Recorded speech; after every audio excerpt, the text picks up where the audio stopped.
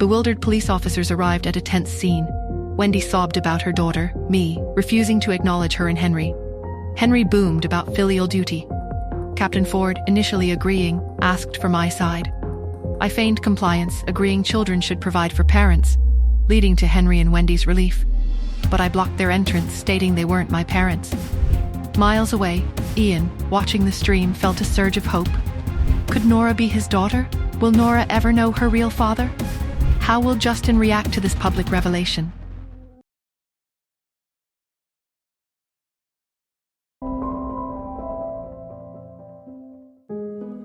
Roxanne's carefully composed expression faltered, a flicker of genuine surprise crossing her features. She was clearly thrown by this unexpected twist. Secretly, I suspected she was also a little irritated with Henry for conveniently omitting this rather crucial detail.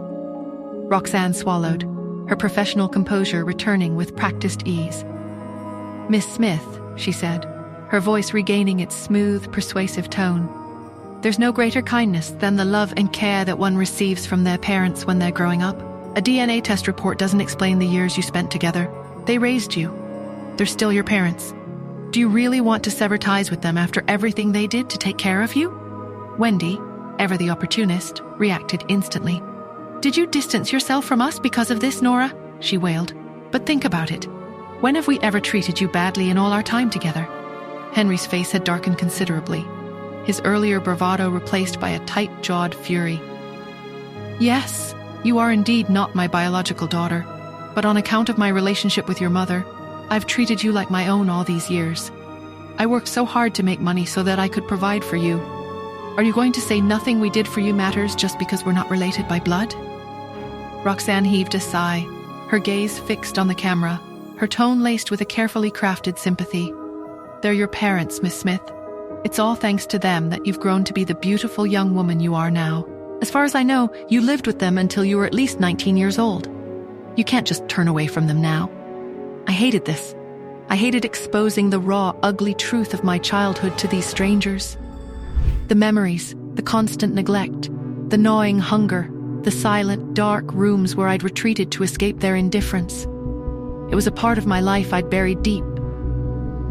But I also couldn't let Henry and Wendy rewrite the past, couldn't let them portray themselves as selfless caregivers.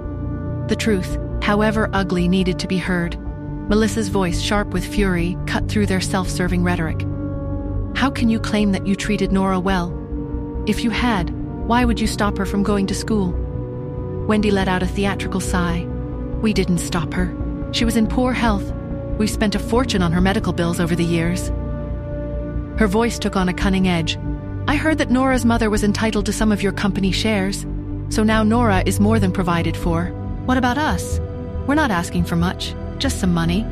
Even a few $1,000s would do, to help us."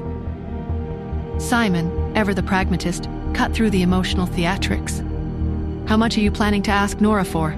he asked, his tone direct and businesslike. "If a small amount can make you go away, it's worth considering." Wendy's eyes lit up, her tears vanishing as quickly as they'd appeared. "How about this?" she proposed, her voice suddenly bright and calculating. "Nora is doing very well now. She's come into money, and her health has improved after all our hard work.